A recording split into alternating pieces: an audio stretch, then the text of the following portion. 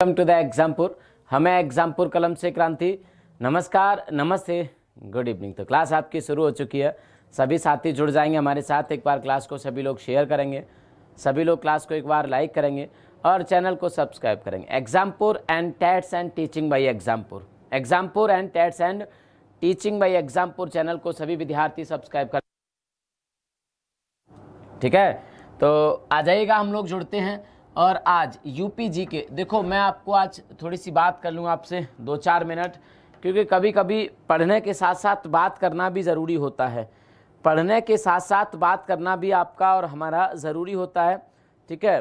क्योंकि बात जब तक नहीं होती तो कहीं ना कहीं आपके मन में कुछ सवाल रह जाते हैं, मेरे मन में कुछ सवाल रह जाते हैं, कहीं आपके डाउट्स रह जाते हैं, कहीं मेरे डाउट्स रह जाते हैं, कहीं मुझे लगता है कि मैं जो पढ़ा रहा हूँ शायद वो आप तक नहीं पहुँच पा रहा है। पहुंच पाने का मतलब कि आप शायद आप या तो उसे पसंद नहीं कर रहे या फिर वो आपके काम का आपको नहीं लग रहा है।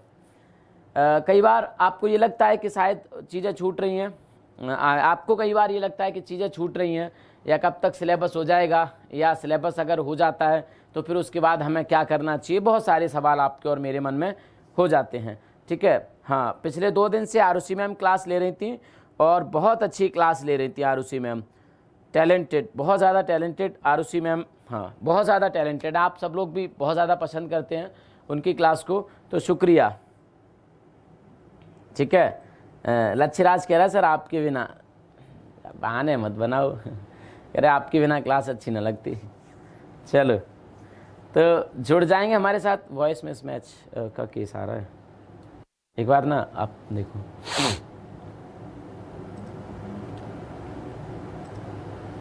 चलिए, हाँ आवाज़ मिसमैच है, उसको हम ठीक करा रहे हैं और उम्मीद है जल्दी आपकी आवाज़ ठीक हो जाएगी। आपकी मतलब मेरी आवाज़, आपकी मेरी एक ही बात है ना। हाँ, तो जल्दी आवाज़ ठीक हो जाएगी और आप सुन पाएंगे फिर।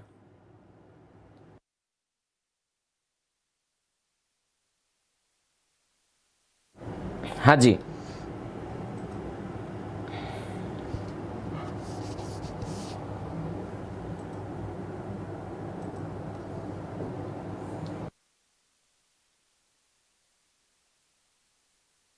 अंकित यदुवंशी कह रहे हैं कि सर आप कभी हंसते नहीं। हंसता नहीं हूँ, कैसी बात कर दी आपने। ज़रूरत पड़ने पे हंसता हूँ। अभी आवाज़ ठीक आ रही तो मैं शुरू करूँ आपकी बात। अगर आवाज़ ठीक आ रही तो अपनी बात मैं शुरू करूँ, ठीक है। हंसना नहीं हंसना ही अलग की बात है, ये हमारे काम नहीं आनी। वैसे भी बहुत सारे मन में आपके सवाल हैं, जैसे कि देखो ये जो 9 बजे आपकी क्लास चलती है, 9 बजे आपकी क्लास चलती है, 9 बजे जो आपकी क्लास चलती है, ये जो क्लास होती है आपकी 9 बजे जो आपकी क्लास चलती है, वो क्लास होती है आपके यूपी पुलिस के लिए, यूपी पुलिस के लिए, और होती है यूपी एसआई के लिए, यूपी जी के, यूपी ट्रिपल एससी के लिए, यूपी ट्रिपल एससी के लिए। इसी में यूपी ट्रिपल एससी में आपका लेखपाल आ जाता है, वीडियो आ जाता है, तमाम चीज़ आ जाती हैं। बहुत सारे लोग इसे यूपी पीसीएस प्री के लिए पढ़ते हैं, बहुत सारे लोग इसे जूनियर असिस्टेंट के लिए पढ़ रहे हैं। मतलब यूपी के जितने भी आपके एग्ज़ाम हैं उन सारे एग्ज़ाम्स को कवर करेगी ये क्लास। यूपी पीसीएस को आप थोड़ा सा अवॉइड कर सकते हैं यहाँ पे, क्योंकि इस बार बहुत ज़्यादा क्वेश्चन नहीं आए थे।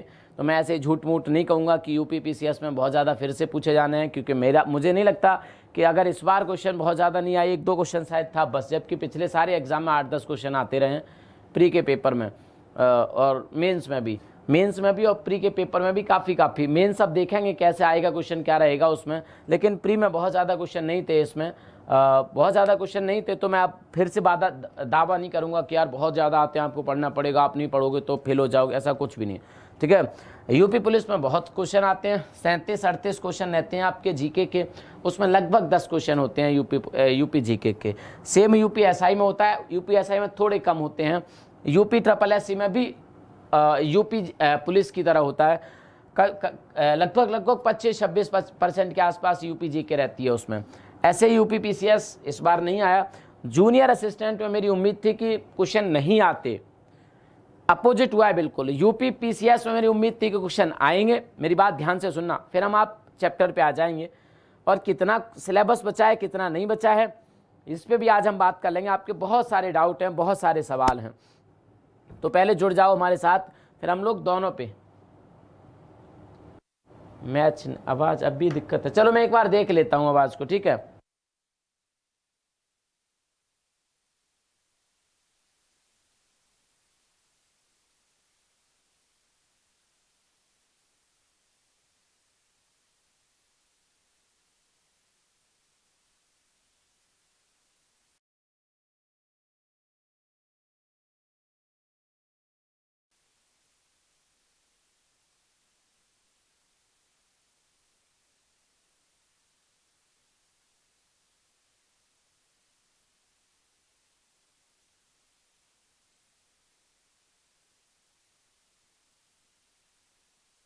अरे झूठ बोलते हो आप, और कुछ नहीं है, आदत ख़राब हो गई आपकी, है ना, आदत ख़राब हो गई। या तो लगता है कि आप जब रात को 9 बज जाते हैं तो आप नींद में होते हो, कुछ भी बोल देते हो, हैं कह रहे हैं डाउट बहुत हैं। चलो मैं आपको जहाँ तक है क्लियर करने की कोशिश करूँगा, बहुत सारे क्लियर करने की। आज मैंने कई क्लासेस में आपसे बात की है, और लगभग 2-3 महीने बाद या जब से हमने क्लास शुरू किया उसके बाद मैं आपसे आज बात कर रहा हूँ बहुत दिन में।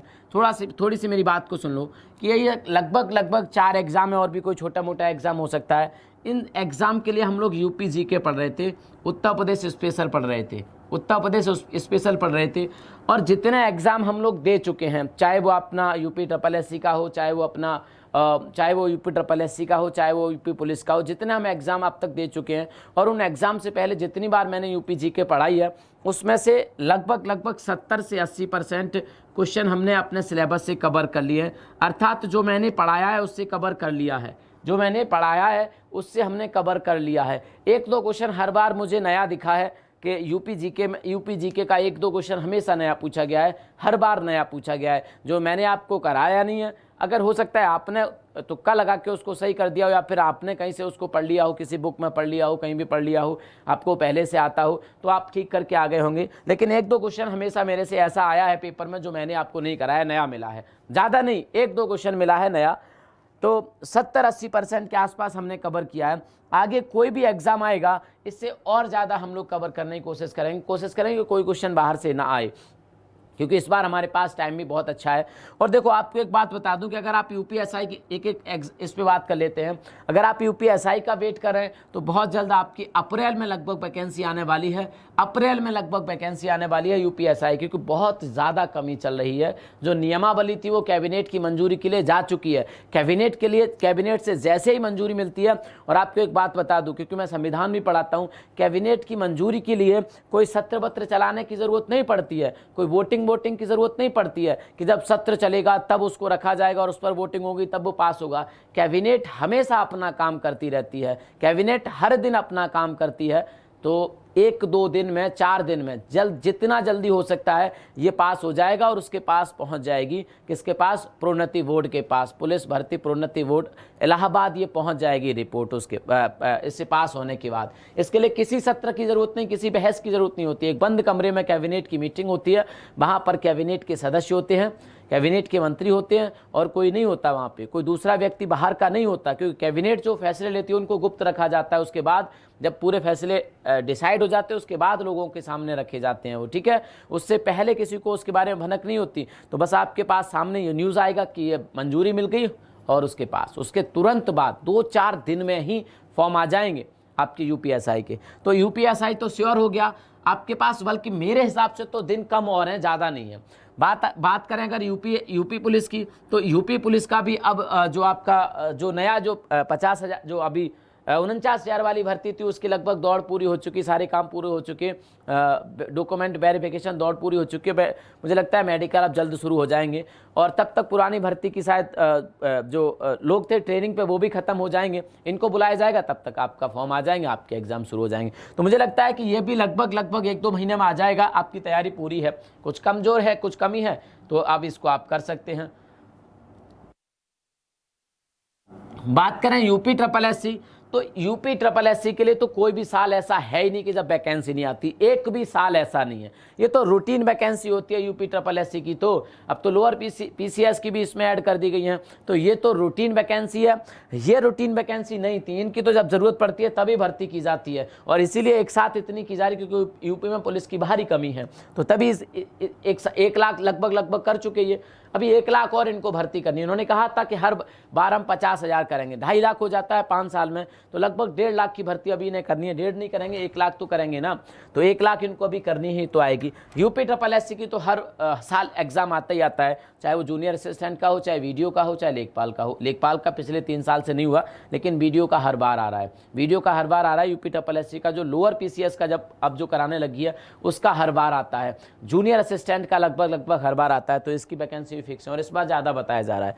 बात करें यूपी PCS, आपको पता है हमेशा आती है वो, तो उसके बारे में दावा भी नहीं कर रहा कि क्वेश्चन अब उससे पूछे ही कम गए थे। अब मेंस को देख के ही पता लगेगा कि उसका क्या सीन रहने वाला है। तो ये सारे आपके एग्जाम थे, ये सारे क्या थे? आपके एग्ज़ाम थे आपके जो हम जिसकी हम तैयारी कर रहे थे, जिसके लिए हम लोग यूपी जीके पढ़ रहे थे। और ये 68वीं क्लास है। 68 क्लास में लगभग 28 क्लास ऐसी होंगी जो हमने प्रैक्टिस सेट के तौर पे की है, बाकी की क्लास में हमने थ्योरी पढ़ी है। तो 28, अगर मैं एवरेज एक क्लास को 50 मिनट मान लूँ तो 40 क्लास, 40 अगर मैं क्लास मान लूँ 50 मिनट की, तो लगभग 32-33 घंटे हो जाते हैं। इस 32-33 घंटे की क्लास आपके लिए बहुत ज़्यादा एग्ज़ाम में मार्क्स दिलाने वाली है। 32-33 आगे और 10 क्लास हो सकती हैं, इससे ज़्यादा नहीं हो सकती यूपी जीके में। 10 क्लास और हो सकती हैं थ्योरी की। उसके बाद तो बस प्रैक्टिस सेट ही बच जाएगा मुझे जहाँ तक लगता है। तो उसके बाद हम लोग प्रैक्टिस सेट किया करेंगे।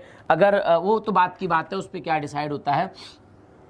तो ये जो तैयारी थी हमारी लगभग समाप्ति की ओर है। बाद में अगर वैकेंसी आ जाती है तो एक थोड़े से दिनों के लिए, क्योंकि ज़्यादा टाइम वहाँ मिलेगा नहीं, हम लोग रिवीजन के तौर पे क्लास को फिर से शुरू कर लेंगे।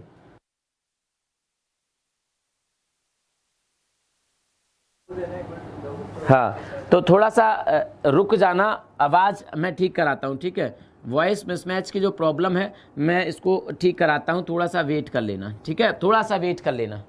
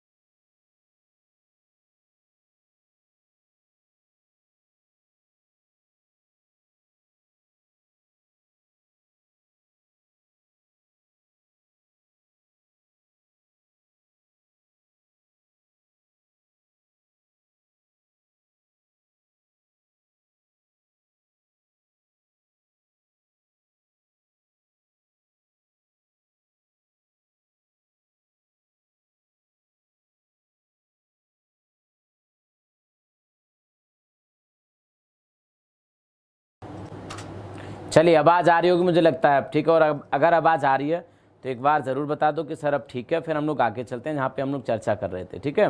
तो एक बार ज़रूर बताओ जल्दी से अगर आवाज़ आ रही है और आप मुझे सुन पा रहे हैं और देख पा रहे हैं। देख तो खैर पा रहे होंगे, लेकिन आवाज़ आ रही है तो फिर हम लोग चलते हैं, ठीक है। हाँ, चलिए, मैं थोड़ा सा इंतज़ार करता हूँ आपका।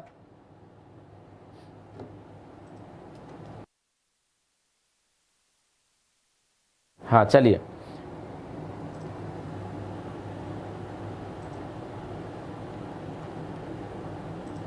चलिए, आ रही है बस। चलिए, उम्मीद है आ रही होगी, ऐसा मैं मान के चलता हूँ। हम लोग जहाँ पे चर्चा कर रहे थे वहीं पे आ जाते हैं। बॉय सब ठीक है, और अब वेट भी नहीं करना आपको, जुड़ जाओ हमारे साथ वापस से, ठीक है। वापस से जुड़ जाओ हमारे साथ, चलिएगा। आ जाते हैं हम लोग अब जहाँ पे छोड़ा था हमने क्लास को, वहीं से शुरू करते हैं क्लास को, ठीक है।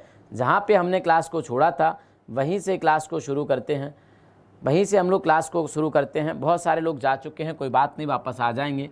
तो हम यहाँ पे बात कर रहे थे जूनियर असिस्टेंट तक, UP triple SC, UP PCS और जूनियर असिस्टेंट की हम लोग बात कर रहे थे।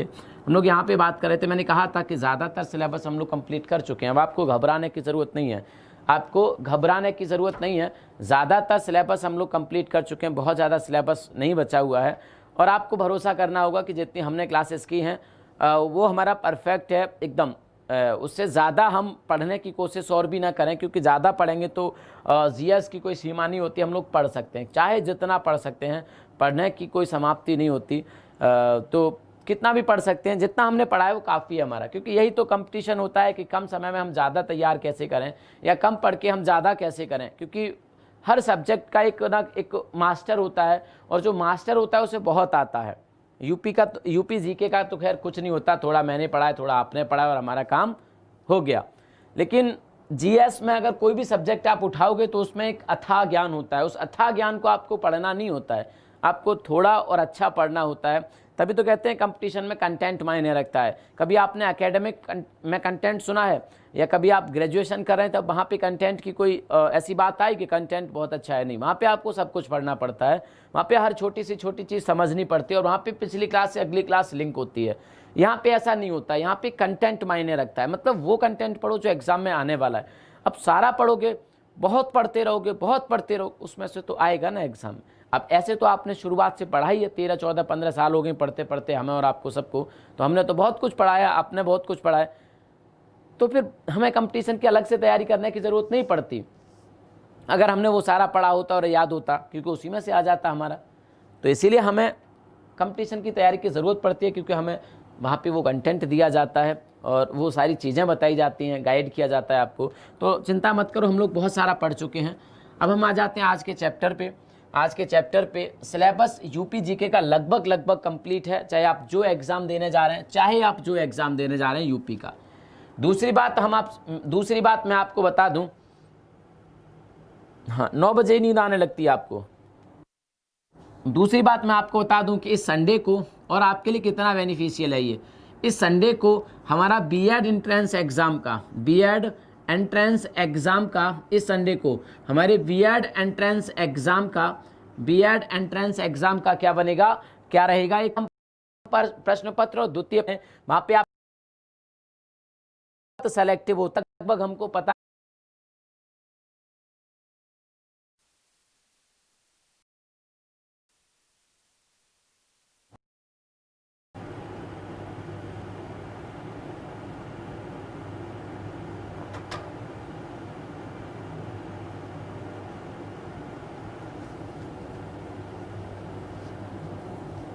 हो गया। चलिए अब ठीक हो गया है, जुड़ जाओ हमारे साथ सभी लोग, ठीक है। आई विश आगे से ख़राब ना हो, ऐसी हम उम्मीद कर सकते हैं। आगे से ये ख़राब नहीं होगा, ऐसी हम उम्मीद कर सकते हैं। बाकी अभी ठीक हो गया है। हाँ जी, आज की क्लास पूरी ख़राब हो गई है ना, आपको भी अच्छा नहीं लग रहा होगा। हम लोग बात कर रहे थे उत्तर प्रदेश की कृषि की, तो उत्तर प्रदेश की कृषि की चलो हम बात कर लेते हैं। कृषि का मतलब होता है एग्रीकल्चर। कृषि को इंग्लिश में कहते हैं हम लोग एग्रीकल्चर। क्या कहते हैं? एग्रीकल्चर कहते हैं। कृषि को हम क्या कहते हैं? एग्रीकल्चर। अर्थात ये कह सकते हैं कि गांव के रहने वाले जो लोग होते हैं, ज़्यादातर लोगों का जो अर्थव्यवस्था या ज़्यादातर लोगों के जो रोजगार आजीविका का जो साधन होता है, जिससे वो अपने रोज़मर्रा की ज़रूरतों को पूरा करते हैं, अपने खर्चे चलाते हैं, उसका आधार कृषि होता है। और भारत को हमेशा हमने कहते सुना है कि भारत एक कृषि प्रधान देश है। कृषि प्रधान होने का मतलब यह है कि भारत की जो ज़्यादातर पॉपुलेशन है, भारत की जो ज़्यादातर जनसंख्या है, वो कृषि पर डिपेंड करती है, कृषि पर अपनी ज़रूरतों को पूरा करने के लिए निर्भर है, अपनी ज़रूरतों को पूरा करने के लिए कृषि पर निर्भर होती है। ऐसा हमने बार बार कहते सुना है, और इस बात में सच्चाई भी है। भारत की ज़्यादातर जनसंख्या कृषि पे डिपेंड है, चाहे वो कृषि मजदूरी करो, चाहे वो खेती करो खुद के खेतों में, ज़्यादातर लोग भारत के खेती पर डिपेंड है। तभी कहा जाता है कि भारत की ज़्यादातर जनसंख्या कृषि पर डिपेंड है। हालांकि जो जनसंख्या का परसेंटेज है भारत में, वो लगातार कम होता जा रहा है कृषि पर डिपेंडेंसी के मामले में। अर्थात खेती पर जो डिपेंड होने वाली जनसंख्या है वो थोड़ा बहुत घटता जा रहा है, दूसरे सेक्टर की तरफ भी लोग जा रहे हैं।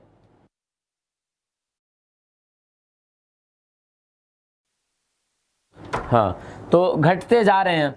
क्या होता जा रहा है भैया? घटते जा रहे हैं। तो कृषि के क्षेत्र, कृषि की जब हम बात करेंगे उत्तर प्रदेश की। किसकी बात करेंगे? उत्तर प्रदेश की बात करेंगे, यूपी की बात करेंगे। तो यूपी के बारे में कहा जाता है कि जिस तरह से भारत पूरी तरह कृषि पर निर्भर है, भारत के ज़्यादातर लोग, ज़्यादातर आबादी भारत की कृषि पर निर्भर है, उसी तरह से उत्तर प्रदेश की भी ज़्यादातर आबादी कृषि पर निर्भर है। और जब आंकड़ों की बात आती है, तो आंकड़ों के खेल में जब हम फंसेंगे तो ये निकल के आता है कि 59.3% लोग कृषि पर निर्भर हैं। 59.3% लोग कृषि पर निर्भर हैं। ऑलमोस्ट कह सकते हैं कि 60%, भारत की उत्तर प्रदेश की जनसंख्या का 60% जो जनसंख्या है 20 करोड़ जनसंख्या थी 2011 के अनुसार, उसका 60% निकालेंगे तो इसका मतलब है कि प्रदेश की 12 करोड़ पॉपुलेशन की जो ज़रूरतें हैं वो खेती से पूरी होती हैं। देश के 12 करोड़ लोगों की ज़रूरतें खेती से पूरी होती हैं। बाकी के लोगों की ज़रूरतें उद्योग हैं, सर्विस है, तमाम प्रकार के अपने अपने छोटे बड़े उद्योग हैं, बहुत सारे सरकारी प्राइवेट जैसी भी नौकरी होती है वो करते हैं, तो इन पर डिपेंड रहते हैं। मतलब कह सकते हैं कि 12 करोड़ कृषि पर निर्भर हैं। तो उत्तर प्रदेश की जनसंख्या का 59.3% लोग कृषि पर निर्भर हैं। कृषि पर निर्भर हैं अर्थात कृषि पर डिपेंड हैं, कृषि पर डिपेंड हैं ज़्यादातर लोग। अगर इसमें हम लोग बात करें, अगर बात करें कृषि पर निर्भर हैं तो दोनों लोग हैं। एक तो कृषक होते हैं, क्या होते हैं? कृषक होते हैं अर्थात एक फार्मर होते हैं। एक क्या होते हैं? फार्मर होते हैं जो अपने खेतों में खेती करते हैं, या जो अपने खेत नहीं होते लेकिन लगान पे खेत लेके उनमें खेती करते हैं। मतलब किसान होते हैं जो खेती करना जानते हैं और जो खेती करते हैं। इनमें उनका आंकड़ा भी है, और साथ के साथ ऐसे लोग हैं जो अपने रोजगार के लिए इसी सेक्टर पर डिपेंड रहते हैं, इसी पर डिपेंड हैं, जिनको हम कृषि श्रमिक कहेंगे। क्या कहेंगे? जिनको हम कृषि श्रमिक कहेंगे। ठीक है, कृषि श्रमिक मतलब ऐसे लोग जो खेतों में अपनी मजदूरी को, अपनी रोजगार को तलाशते हैं। खेतों में जो अपने रोजगार को तलाशते हैं, दूसरे के खेत होते हैं लेकिन वो वहाँ पर मजदूरी करते हैं, या फिर दूसरे प्रकार की कृषि के सेक्टर में मजदूरी करते हैं। तो ये आंकड़ा लगभग 59.3% का है, 59.3% का है। यहाँ तक इतना सुनो और इसके आगे हम चलते हैं। अब बात आती है कि जो हमारा उत्तर प्रदेश है, उत्तर प्रदेश की 60% पॉपुलेशन तो खेती पर डिपेंड करती है। 60% पॉपुलेशन खेती पर डिपेंड करती है, कृषि पर डिपेंड करती है। अब जो हमारा उत्तर प्रदेश है उसमें आपने देखा होगा कि कहीं शुष्क जलवायु है, कहीं उष्ण जलवायु है, बहुत सारे अंतर हैं। कहीं ज़्यादा बरसात होती है, कहीं कम बरसात होती है, कहीं की मिट्टी ज़्यादा उपजाऊ है, कहीं की मिट्टी कम उपजाऊ है। इन सब चीज़ों को देखते हुए, इन सभी चीज़ों को देखते हुए हमारे उत्तर प्रदेश को कुछ जलवायु प्रदेशों में बांटा गया है कृषि की दृष्टि से। हमारे पूरे उत्तर प्रदेश को कुछ जलवायु प्रदेशों में बांटा गया है कृषि की दृष्टि से। पूछा जाता है कृषि के आधार पर, अर्थात एक जैसी जहाँ पर कंडीशंस होती हैं, एक जैसी परिस्थितियां होती हैं खेती के लिए, उसको एक जलवायु बना दिया। उससे थोड़ा डिफरेंट हुई दूसरे क्षेत्र की, उसको दूसरा कृषि जलवायु सेक्टर बना दिया, कृषि जलवायु क्षेत्र बना दिया। उससे तीसरे की, तो 9 डिफरेंट जलवायु हमारे प्रदेश में बनाई गई हैं कि यहाँ पर इस तरह की खेती, इस प्रदेश में इस तरह की खेती, तीसरे प्रदेश में इस तरह की खेती, यहाँ की जलवायु ऐसी है, यहाँ की जलवायु ऐसी है। प्रदेश को 9 कृषि जलवायु क्षेत्रों में बांटा गया है। क्वेश्चन पूछा जाता है कि उत्तर प्रदेश को कृषि के आधार पर कितने कृषि जलवायु क्षेत्रों में बांटा गया है? तो आप लोग बता रहे हैं 9 कृषि जलवायु क्षेत्रों में बांटा गया है। हाँ, क्यों गुस्सा आ रहा है भाई?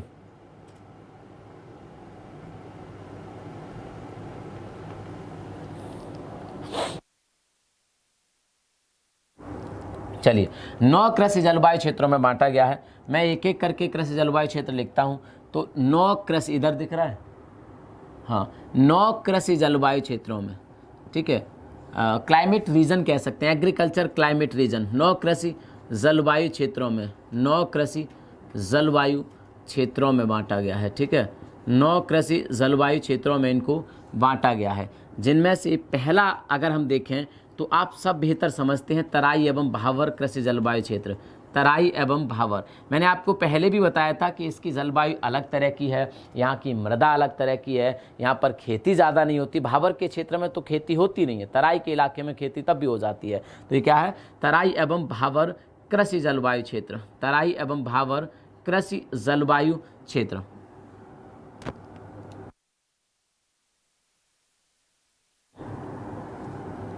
कृषि जलवायु क्षेत्र,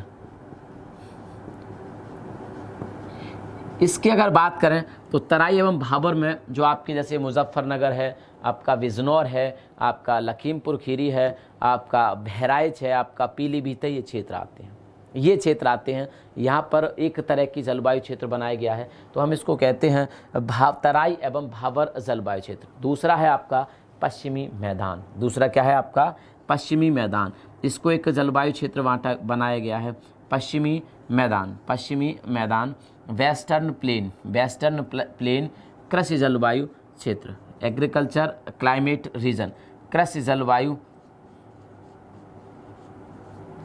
जलवायु क्षेत्र, इसको हम कहेंगे इंग्लिश में, इसको कहेंगे लो लैंड। तराई भी कहते हैं इंग्लिश में, तराई भी लिखा होता है, लो लैंड भी कह सकते हैं, क्योंकि ये निचला ज़मीन का स्तर होता है पहाड़ों के पाद पे, जहाँ से नदियाँ नीचे उतरती हैं, उसको तराई का इलाका कहते हैं। ठीक है, नदियों के आसपास की भूमि होती है तराई भी। तो क्या हो जाएगा, लो लैंड एंड भावर को इंग्लिश में भावर ही कहते हैं। कुछ एक वर्ड और है जो मुझे अभी याद नहीं आ रहा, तो भावर एग्रीकल्चर क्लाइमेट रीजन, इसमें कौन सा आता है, पश्चिमी मैदान कृषि जलवायु क्षेत्र में। पश्चिमी मैदान कृषि जलवायु क्षेत्र में ज़्यादातर जो आपका मेरठ वाला एरिया है, मेरठ वाला जो एरिया है, मेरठ है, सहारनपुर है, शामली, ये वाले क्षेत्र आते हैं पश्चिमी मैदान में। पश्चिमी मैदान में क्या आते हैं, मेरठ मंडल के ज़्यादातर जो जनपद हैं वो इसमें शामिल किए जाते हैं, मेरठ मंडल के। एक तीसरा है दक्षिण पश्चिमी समशुष्क मैदान, क्या है, दक्षिण पश्चिमी, इसको मिटाता हूँ। तीसरा, मैं इत्मीनान से पढ़ा रहा हूँ तो आप पढ़ते रहिए ध्यान से, ठीक है, कोई बात नहीं, एक दिन में नहीं, 2 दिन में क्लास खत्म हो जाए, वैसे कुछ है नहीं इसमें बहुत ज़्यादा, छोटी सी क्लास है बस। एक आपका दक्षिण पश्चिमी समशुष्क मैदान, क्या है, दक्षिण पश्चिमी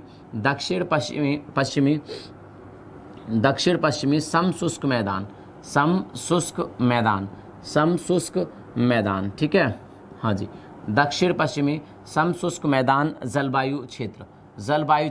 इसमें आते हैं जैसे कि मथुरा है, क्या है भैया, जैसे कि आपका मथुरा है, मथुरा के आसपास के क्षेत्र हैं, आगरा तो खैर इसमें नहीं है, मान सकते हैं, बुंदेलखंड में भी आता है आगरा वैसे, तो मथुरा और इसके आसपास, मथुरा है, हाथरस है, अलीगढ़ का कुछ हिस्सा है, ये क्षेत्र आते हैं इसमें, ठीक है, दक्षिण पश्चिमी। आगरा का भी कुछ हिस्सा है, आगरा का भी हिस्सा हम इसमें मान सकते हैं, ठीक है। तो दक्षिण पश्चिमी समशुष्क मैदान, मथुरा आगरा के आसपास का, मथुरा और आगरा, दक्षिण पश्चिमी मथुरा एवं आगरा के आसपास का क्षेत्र, जिसमें हाथरस है, आगरा और एटा भी इसमें शामिल कर सकते हैं, इटावा भी थोड़ा बहुत शामिल कर सकते हैं। तो ये क्षेत्र हैं इसमें, दक्षिण पश्चिमी समशुष्क जलवायु। यहाँ पर जो ज़्यादातर खेती की जाती है वो शुष्क फसलों की, जैसे बाजरा वगैरह की खेती यहाँ पर की जाती है। इसके बाद आ जाता है मध्य मैदान जलवायु क्षेत्र, क्या आ जाता है, मध्य मैदान जलवायु क्षेत्र, ठीक है। चौथा आ जाता है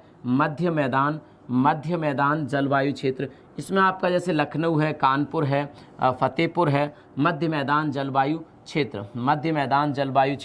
इसमें आपका क्या आ जाएगा, लखनऊ है, LUCKNOW, लखनऊ है, कानपुर है, ठीक है, कानपुर बीच में ही पड़ता है लगभग, फतेहपुर है, फतेहपुर भी आ जाएगा इसमें, फतेहपुर है, और आप चाहो तो शामिल कर सकते हो इसमें, चाहो तो क्या है कर सकते हो, है इसमें शामिल, जैसे रायबरेली है, अमेठी है, इस मध्य मैदान जलवायु क्षेत्रों में आप इसको शामिल कर सकते हो। 5वें नंबर पे आ जाता है आपका बुंदेलखंड क्षेत्र। 5वें नंबर पे क्या आ जाता है आपका, बुंदेलखंड क्षेत्र। इस बुंदेलखंड में आप जब जनपद की बात आएगी तो आगरा बुंदेलखंड में नहीं पड़ेगा, ठीक है, जनपद की बात आएगी तो आगरा बुंदेलखंड में नहीं पड़ता, बुंदेलखंड में पड़ता है हमीरपुर है आपका, चित्रकूट है आपका, बांदा है आपका, महोबा है आपका, ललितपुर है आपका, ये सभी पढ़ते हैं, ललितपुर है आपका, और झांसी है आपका, औरैया है आपका, ये सभी पढ़ते हैं बुंदेलखंड में, ठीक है। ये सभी आपके औरैया नहीं, सॉरी, जालौन आपका बुंदेलखंड में, तो ये सभी पढ़ते हैं। तो बुंदेलखंड जलवायु क्षेत्र हो जाएगा, हाँ, बुंदेलखंड जलवायु क्षेत्र हो जाएगा, ठीक है। तो 5वें नंबर पे क्या हो जाएगा आपका, बुंदेलखंड जलवायु क्षेत्र। अब आता है एक 6वें नंबर पे उत्तर पूर्वी जलवायु क्षेत्र। उत्तर पूर्वी, मैं यहाँ पे मिटा के इसको लिखता हूँ, उत्तर पूर्वी जलवायु क्षेत्र। उत्तर पूर्वी जलवायु क्षेत्र में आपका आता है गोरखपुर देवरिया के आसपास का क्षेत्र, उत्तर पूर्वी, ठीक है, उत्तर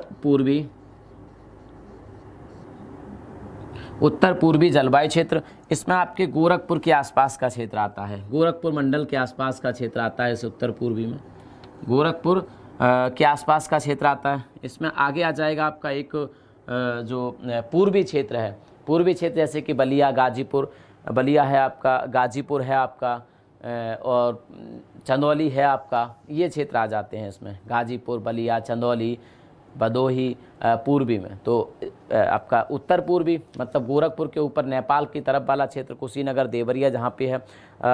तो इसके बाद आ जाता है पूर्वी, ठीक है, इसके बाद क्या आ जाता है, पूर्वी मैदान जलवायु क्षेत्र, पूर्वी मैदान जलवायु क्षेत्र।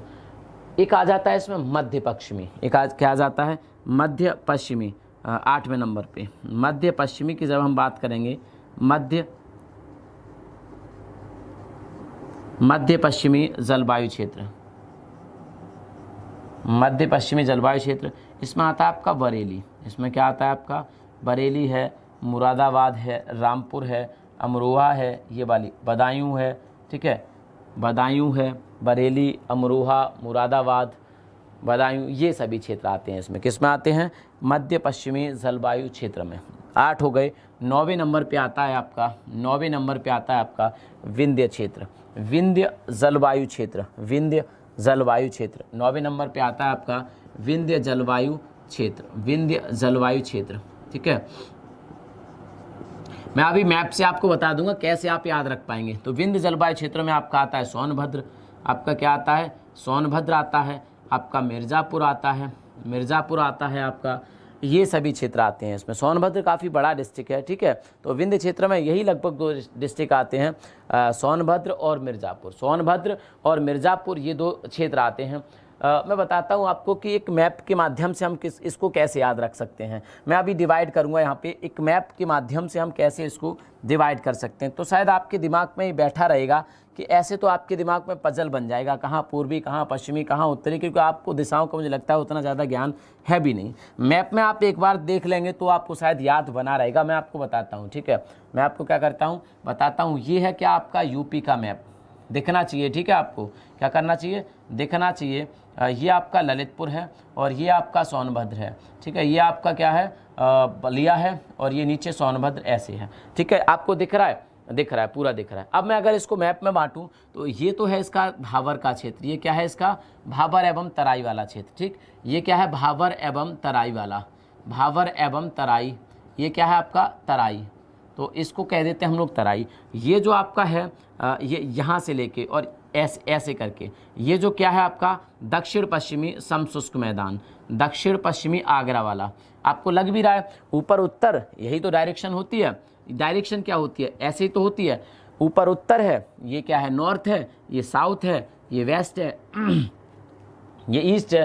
तो ये क्या हो गया दक्षिण पश्चिमी, ये क्या हो गया दक्षिण पश्चिमी। और ये सूखा भी होता है, आपको पता है मथुरा में बरसात कम होती है तो समशुष्क भी हो गया, सूखा भी हो गया। ये क्या हो गया आपका दक्षिण पश्चिमी। ये जो आपका लग रहा है यहाँ पे मेरठ वगैरह वाला, मेरठ, गाजियाबाद और ये सभी मेरठ मंडल के आसपास का क्षेत्र, ये क्या हो गया आपका पश्चिमी मैदान। ये क्या हो गया, क्योंकि ये बिल्कुल पश्चिम में है तो पश्चिमी तो होगा। ये क्या हो गया आपका पश्चिमी जलवायु क्षेत्र, ये हो गया आपका पश्चिमी जलवायु क्षेत्र। ये जो आपका क्षेत्र हो गया ये वाला, ये हो गया बुंदेलखंड। ये क्या हो गया यहाँ पे बुंदेलखंड जलवायु क्षेत्र, ये हो गया आपका बुंदेलखंड जलवायु क्षेत्र, बुंदेलखंड जलवायु क्षेत्र। नंबर अगर लिखेंगे तो 1 नंबर पे ये हो गया, 2 नंबर पे ये हो गया, 3 नंबर पे ये हो गया, 4 नंबर पे ये हो गया। और ये जो आपका हो गया, हाँ ये जो आपका हो गया ऊपर तराई से लगता हुआ, ये हो गया आपका मध्य क्षेत्र। ये क्या हो गया आपका मध्य क्षेत्र, जिसमें आपका लखनऊ आ गया, फतेहपुर आ गया, रायबरेली आ गया, कानपुर आ गया, ये सब हो गया आपका मध्य क्षेत्र। इसे हम 5वां नंबर दे देते हैं। ये आपका 6ठा नंबर बचा और इसे हम क्या कहेंगे, ये आपका क्या बचा 6ठा नंबर बचा और इसे हम कहेंगे मध्य पश्चिमी, मध्य पश्चिमी। देखो ये पश्चिमी भी नहीं है बिल्कुल, लेकिन बीच का पश्चिमी है। ये मध्य है और पश्चिमी, तो दोनों के बीच का क्या हो जाएगा मध्य पश्चिमी। और इसमें बरेली आ जाएगा आपका, बदायूं आ जाएगा आपका, मुरादाबाद आ जाएगा यहाँ पे आपका। तो ये क्या हो गया 6वें नंबर पे। 7वें नंबर पे यहाँ पे आ जाएगा, ये हो गया उत्तर पूर्वी। ये क्या हो गया उत्तर पूर्वी, क्योंकि उत्तर भी है, ये ऊपर उत्तर है ना, और पूर्वी भी है, तो उत्तर पूर्वी हो गया, जिसमें गोरखपुर वगैरह। तो ये हो गया 7वें नंबर पे।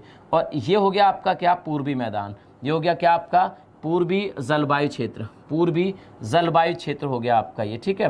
ये क्या हो गया आपका पूर्वी जल, ये बहुत इंपॉर्टेंट है, इसलिए मैं आपको समझा रहा हूँ मैप के माध्यम से भी, ताकि आप इसे, हाँ ताकि आप इसे क्या कर पाओ याद कर पाओ। तो मैप के माध्यम से मैं इसको समझा रहा हूँ। ये है आपका पूर्वी जलवायु क्षेत्र, जिसमें आपका क्या आ गया ये पूरा रीजन, गाजीपुर, बलिया, आजमगढ़ वगैरह ये सारे क्षेत्र इसमें आ गए, ठीक है।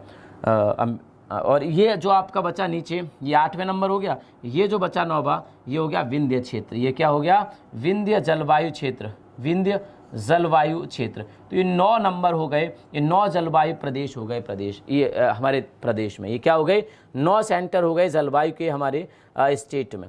हमारे स्टेट में 9 जलवायु के सेंटर हो गए जो आपको दिख रहे हैं यहाँ पे, ठीक है।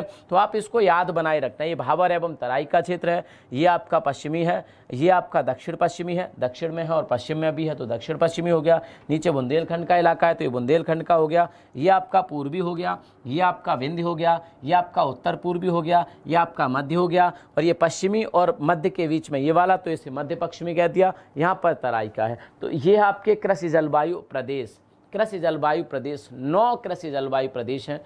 मुझे लगता है कि अब शायद समझ गए होंगे आप। भदोही किस में आता है, भदोही आना चाहिए पूर्वी मैदान में, ठीक है। किस में आना चाहिए, पूर्वी मैदान में, क्योंकि भदोही कहाँ पड़ता है आपका, यहाँ तो बनारस है, यहाँ भदोही पड़ेगा आपका, तो पूर्वी में आ जाएगा नहीं, ये तो पूर्वी में आ गया भदोही, ठीक है। हाँ, आजमगढ़, भदोही, वाराणसी सब पूर्वी में आएंगे, गाजीपुर, बलिया ये सब पूर्वी में आएंगे, ठीक है। हाँ जी, चलिए चलो अब हम आ जाते हैं अपने आगे बढ़ते हैं हम लोग। इसको अब मुझे लगता है ये बहुत इंपॉर्टेंट था आपको समझाना, और अगर आप समझ गए तो आपके हमेशा ये काम आएगा, ठीक है, हमेशा ये काम आएगा आपके। छोटी सी चीज़ थी, इसको समझना बहुत ज़रूरी था। अब मैं आगे चलता हूँ और अब हम कृषि पे आ जाते हैं, एक एक करके खेती के बारे में हम लोग बात कर लेते हैं। खेती क्योंकि पूछा जाता है यहाँ से, खेती की एक एक करके हम लोग बात कर लेते हैं। आज नहीं हो पाएगा, कल होगा, कोई दिक्कत नहीं है, लेकिन होगा तो पूरा, टेंशन मत लेना, ठीक है, होगा तो पूरा, टेंशन मत लेना, आप चिंता मत करना। आगे आ जाते हैं। अगर हम बात करें कृषि की तो हमारे पूरे भारत में कहा जाता है कि 3 प्रकार की, उत्तर भारत की मैं बात करूं तो 3 प्रकार की खेती की जाती हैं। एक होता है हमारी रबी की फसल, क्या होता है, एक होती है हमारी रबी की फसल, आप सभी जानते हो रबी की फसल होती है। एक होती है हमारी खरीफ की फसल। 3 प्रकार की खेती होती है हमारे यहाँ पे। एक होती है हमारी खरीफ की फसल, एक होती है हमारी किसकी, जायद की फसल, जायद की फसल। इनकी विशेषताएं क्या होती हैं। रबी की फसल के बारे में कहा जाता है कि इसको जब बोया जाता है तो एक लो टेम्परेचर की ज़रूरत होती है। जब इसको हम लोग खेतों में बोते हैं तो लो टेम्परेचर की ज़रूरत पड़ती है हमें इसको उगने के लिए, इसके जर्मिनेशन के लिए लो टेम्परेचर की हमें ज़रूरत पड़ती है। लेकिन जब फसल तैयार होती है और जब इसे काटा जाता है तो यही हाई टेम्परेचर की ज़रूरत पड़ती है, हाई टेम्परेचर की ज़रूरत पड़ती है। इसके लिए कम सिंचाई की ज़रूरत पड़ती है। रबी की फसल के लिए कम इरिगेशन, बहुत कम इरिगेशन, लो इरिगेशन की ज़रूरत पड़ती है। सिंचाई की ज़्यादा ज़रूरत नहीं होती। यहाँ पे क्या होता है, सिंचाई की ज़्यादा ज़रूरत नहीं होती, सिंचाई की ज़्यादा ज़रूरत नहीं होती, ठीक है, ज़्यादा ज़रूरत नहीं पड़ती इसके लिए, ज़्यादा ज़रूरत इसके लिए नहीं पड़ती। इसके लिए, किसके लिए, रबी की फसल के लिए ज़्यादा ज़रूरत नहीं होती सिंचाई की। हम बात करेंगे कि लो टेम्परेचर होता है बोते समय। तो लो टेम्परेचर हमारे यहाँ पे कब होता है, सर्दियों में लो टेम्परेचर होता है। सर्दियों में क्या होता है, लो टेम्परेचर होता है। तो और सर्दी स्टार्ट कब से होती है, जब से स्टार्ट होती हैं। ऐसा भी नहीं कि बिल्कुल नेगेटिव में चला जाए। तो आप, हमारे यहाँ पे उतना कॉन्सेप्ट नहीं है। हमारी जलवायु लगभग 10 से 12 न्यूनतम तापमान 8-10 डिग्री रहता ही है ना। इससे कम जाएगा तो हमारी फसलें बर्बाद भी होंगी। नॉर्थ इंडिया की, उत्तर भारत की फसलें बर्बाद भी होंगी, गेहूं वगैरह को छोड़ के, क्योंकि गेहूं एक ऐसा पौधा है जो बहुत कम टेम्परेचर में भी सर्वाइव कर जाता है और बहुत ज़्यादा टेम्परेचर में भी सर्वाइव कर सकता है। गेहूं एक ऐसा पौधा है, वो नेगेटिव टेम्परेचर भी झेल जाता है गेहूँ का पौधा, तो उस पर फ़र्क नहीं पड़ता। बाकी के अगर आप दूसरा उठाओ, जैसे आलू वगैरह उठा लो, आलू उठा लो, टमाटर की फसल उठा लो जो इन सर्दियों में बोई जाएगी, मटर वगैरह उठा लो, जो भी होगा, चना उठा लो, मसूर उठा लो, ये फसलें बहुत ज़्यादा टेम्परेचर में सर्वाइव नहीं कर पाती हैं। बहुत कम टेम्परेचर होगा तो ये ख़राब हो जाती हैं। तो एक प्रॉपर जितने टेम्परेचर की ज़रूरत होती है उतना होना चाहिए। तो इसकी अगर बुवाई की बात करें तो ये अक्टूबर नवंबर में बुवाई शुरू हो जाती है। अक्टूबर के लास्ट से, जैसे जैसे टेम्परेचर कम होता है, अक्टूबर के लास्ट से और नवंबर में काफ़ी ज़्यादा होती है। दिसंबर की शुरुआत में भी ये बुवाई होती रहती है। तो आप जो एकदम सही मान सकते हैं, अप्रोप्रिएट, वो नवंबर का महीना मान सकते हैं इसकी बुवाई के लिए। रबी की फसल के लिए नवंबर मान सकते हैं, बहुत अच्छा होता है। पकते समय थोड़े ज़्यादा टेम्परेचर की ज़रूरत पड़ती है। जब ये पक रहा होता है, फसल तैयार हो रही होती है, तो ज़्यादा टेम्परेचर की ज़रूरत होती है। और ये लगभग फसल मार्च के आसपास आपकी पक जाती है और मार्च अप्रैल में इसको काट लिया जाता है। मार्च अप्रैल में इस फसल को काट लिया जाता है। इसमें ज़्यादातर जैसे कि गेहूँ वगैरह की फसल है, गेहूँ है, जौ है, मटर वगैरह है, चना है, ये फसल आती हैं। ठीक है, गेहूँ है, जौ है, चना है, ये सारी फसलें आती हैं इसमें, किसमें आपके रबी की फसल में। रबी की फसल में बात करें हम लोग खरीफ की फसल की, तो खरीफ की फसल के बारे में कहा जाता है कि इसको ज़्यादा सिंचाई की ज़रूरत होती है, ज़्यादा टेम्परेचर की ज़रूरत होती है। बोते समय ज़्यादा टेम्परेचर, पकते समय कम टेम्परेचर होना चाहिए थोड़ा। तो बोते समय हाई टेम्परेचर, पकते समय थोड़ा लो टेम्परेचर की ज़रूरत होती है।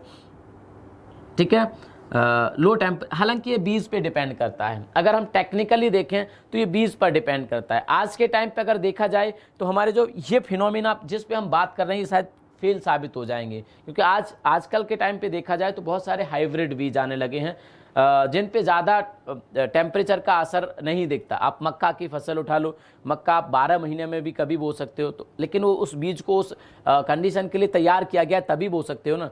तो बीज के ऊपर, सीड के ऊपर डिपेंड करता है ये।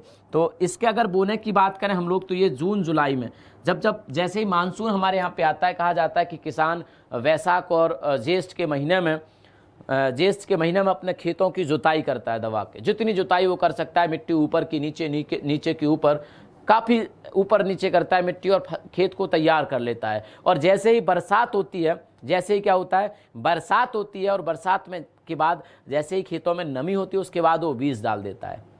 ऐसा कहा जाता है ना। बहुत सारे लोगों से आप इस बात को सुन लोगे, किसान खेत की जुताई करता रहता है दोपहरी में बैल ले जाके खेत में जुताई करता रहता है, खेत को तैयार करता है। लेकिन अब ये कॉन्सेप्ट थोड़ा पुराना हो गया, क्योंकि हमारे यहाँ सिंचाई के साधन इतने अच्छे हो गए कि अब हम बरसात नहीं हो रही तो भी सिंचाई करके खेतों में बीज बो देते हैं। तो जून के लास्ट में और जुलाई में इस फसल को किया जाता है। जून के लास्ट में और जुलाई की शुरुआत में इस फसल की बुवाई शुरू हो जाती है। लगभग अक्टूबर के आसपास इस फसल को काटना शुरू कर दिया जाता है। अक्टूबर में इस फसल को काटा जाता है, नवंबर में अगली फसल वो दी जाती है। इसको ज़्यादा टेम्परेचर की ज़रूरत होती है, ज़्यादा सिंचाई की ज़रूरत होती है। जैसे कि धान है आपकी, मक्का है आपका, बाजरा कम सिंचाई के भी चल जाएगा, लेकिन धान और मक्का जैसी फसलों के लिए ज़्यादा सिंचाई की ज़रूरत होती है।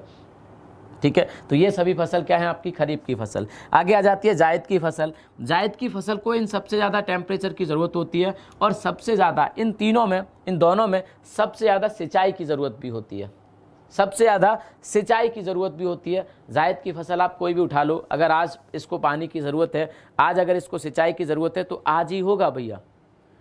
हाँ, आज ही सिंचाई आपको करनी पड़ेगी, नहीं तो फसल ख़राब हो जानी आपकी। जैसे ककड़ी होता है, खीरा होता है, कद्दू होता है, तोरई होता है, लौकी होता है, ज़्यादातर जो बेल वाली फसलें होती हैं, तरबूज होता है, खरबूज होता है, मूंग भी होता है, उसे भी हम जायद की फसल में इंक्लूड करते हैं। एक मूंग होता है ना, मूंग सबसे कम दिनों में 60, 62, 65, 50, 55 दिनों में तैयार हो जाती है मूंग की फसल। 50-55 दिनों, तो बहुत जल्दी जायद की फसल होती है, बहुत जल्दी तैयार होती है। तो जो जायद की फसल होती हैं वो आपकी अप्रैल और मई में बोई जाती हैं। कब बोई जाती हैं? आपके अप्रैल में इनको बोया जाता है। अप्रैल में इनको क्या किया जाता है? बोया जाता है जायद की फसलों को। अप्रैल में इनको बोया जाता है जायद की फसलों को, और ज़्यादा लंबा नहीं जाता। जून में इनकी ये समाप्त हो जाती हैं। जून में इनकी कटाई कर ली जाती है। इन फसलों की जून में कटाई कर ली जाती है। हाँ, चलिए, तो ये 3 फसल थी जो आपको इस क्लास में भी पढ़ लेनी चाहिए। बाकी कभी एग्रीकल्चर की क्लास पढ़ रहे होंगे उसमें भी पढ़ेंगे। इसमें मैंने कुछ नया नहीं बताई, तो पूरे देश के लिए, उत्तर भारत के लिए एक ही कॉन्सेप्ट है ये। तो चलिए आगे हम अब उत्तर प्रदेश की एक फसल के बारे में कल बात करेंगे। एक फसल, जैसे गेहूं की बात करेंगे। गेहूं कहाँ पे होता है, क्या कंडीशन चाहिए इसको, कैसे टेम्परेचर की ज़रूरत होती है, कहाँ पे ज़्यादा होता है उत्तर प्रदेश में, तो ये सारी चीज़ें हम लोग कल बात करेंगे। आज की क्लास को हम लोग यहीं तक रखेंगे। आज आपको बहुत सारी प्रॉब्लम हुई थी उसको लेके, किसको लेके, आवाज़ को लेके और बफरिंग को लेके, तो उसके लिए माफ़ी चाहते हैं। बाकी क्लास को सभी विद्यार्थी लाइक करेंगे, सभी विद्यार्थी शेयर करेंगे क्लास को, और सब्सक्राइब करेंगे हमारे channel Exampur and TET and teaching by Exampur. और बीएड एंट्रेंस एग्ज़ाम का पेपर देना बिल्कुल नहीं भूलेंगे। मैं तो कहता हूँ पेपर बीएड आप पढ़ रहे हैं तो भी, नहीं पढ़ रहे हैं तो भी, उसका एंट्रेंस एग्ज़ाम आप निकालना चाहते हैं तो भी, क्योंकि सेम सिलेबस है। बीएड एंट्रेंस एग्ज़ाम का उठा लो, चाहे यूपी पुलिस यूपीएसआई का उठा लो, थोड़ा बहुत अंतर के साथ, जैसे कि पॉलिटी ज़्यादा पूछी जाती है यूपीएसआई में, तो लेकिन यूपी पुलिस का सेम सिलेबस है, बहुत ज़्यादा अंतर नहीं है। सर एक बार लगाना इसको। और यूपी बीएड प्रवेश परीक्षा के लिए हमारे पास एक ज़बरदस्त कोर्स और बहुत सस्ता, अब तक का सबसे सस्ता और बहुत अच्छा, अब तक का सबसे सस्ता और बहुत अच्छा आपके लिए एक वी.एड प्रवेश परीक्षा 2020 के लिए। हर टॉपिक की क्विज़, हर टॉपिक का पीडीएफ, हर टॉपिक का क्विज़, हर टॉपिक का पीडीएफ, और साथ के साथ आपको टेस्ट सीरीज़ दी जाएंगी मात्र 299 रुपये में। आपको सामने दिख रहा होगा, दी जाएगी आपको मात्र 299 रुपये में। आप सभी को आपके सामने दिख रहा है ये, ठीक है। तो इसको ज़रूर परचेज़ करेंगे। मैंने हमेशा कहा है कि अगर आप बीएड की तैयारी नहीं भी कर रहे तो भी इसको परचेज़ करो। अब आप कहोगे सर तो क्यों परचेज़ करें? बिल्कुल करिए, क्योंकि मैंने कहा है। और मैंने क्यों कहा है? क्योंकि आप जब पीडीएफ बीएड की सारी मिल जाएंगी, उसमें पॉलिटी होगी, उसमें जीके होगा, उसमें जीके होगा पूरा, जैसे कि हिस्ट्री है उसमें, और इकोनॉमिक्स है उसमें, ज्योग्राफी है उसमें, पॉलिटी है, साथ के साथ स्टैटिक जीके। जितनी भी सोना मैम ने क्लास कराई हैं, जो उन्होंने पेड एप्लीकेशन में क्लासेस दी हैं, वो सारी आपको वहाँ पे मिलेंगी। पूरा आपका स्टैटिक जीके वहाँ से कवर होगा, चाहे आप किसी एग्जाम की तैयारी कर रहे हैं। पूरी जीएस आपकी कवर होगी। बाकी आपकी पूरी रीजनिंग की प्रैक्टिस सेट और पूरी रीजनिंग के कॉन्सेप्ट का आपका जो पीडीएफ होगी वो आपको मिलेगी। साइंस की सारी क्लासेस की पीडीएफ आपको मिलेंगी एक स्ट्रक्चर्ड वे में, और एक साथ मिलेंगी, एक साथ अपलोड कर दी जाएंगी। मुझे लगता है 2-4 दिन में काफ़ी सारी कर दी गई हैं, काफ़ी सारी एक साथ अब कर दी जाएंगी कल परसों तक, ठीक है। तो आप उसको परचेज ज़रूर करिएगा। मैं तो कहता हूँ अभी फ़ोन करिए और अभी परचेज़ करिए, पूछिए कैसे परचेज़ किया जाता है, क्योंकि ये बहुत फ़ायदेमंद चीज़ है। आप बीएड का फॉर्म भरे हैं या नहीं भरे हैं, उससे फ़र्क नहीं पड़ता। बीएड का फॉर्म भरें, बहुत अच्छी बात है, नहीं बने तो और अच्छी बात है, क्योंकि आप यूपी पुलिस से निकाल पाएंगे, बाकी के और जो एग्ज़ाम है सारे निकाल पाएंगे। 299 रुपये जब आप लेके जाएंगे दुकान पे, तो वो आपको छोटी सी एक किताब देगा, उसमें सिर्फ कुछ टेस्ट होंगे, मुझे लगता है बस थोड़े 8-10 टेस्ट होंगे, उससे ज़्यादा कुछ भी नहीं होगा। सॉल्यूशन भी ढंग का नहीं मिलेगा उसमें आपको, मैं सच बता रहा हूँ। तो इसको परचेज़ करिएगा। सारे विद्यार्थी जितने मुझे यहाँ पे देख रहे हैं, सारे लोग इसको परचेज़ कर लेंगे, ठीक है। चलिए क्लास को आज हम लोग यहीं तक रखते हैं। थैंक यू, जय हिंद, जय भारत, थैंक यू।